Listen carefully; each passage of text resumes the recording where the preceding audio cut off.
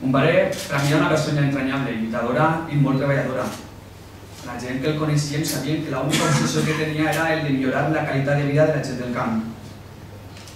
A pocs mesos, per a un nou aniversari de la seva mort, des de tota la meva família volem tornar a agrair les constants mostres d'afecte i homenatges rebuts durant aquests 4 anys, quasi 4 anys.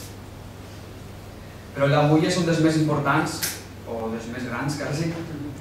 Volem donar les gràcies a la Unió per tramitar i aconseguir que avui tant jo com la meva mare estiguéssim recollint la gran creu del mèrit agrari, pesquer i alimentari a aquest impost per part del govern central.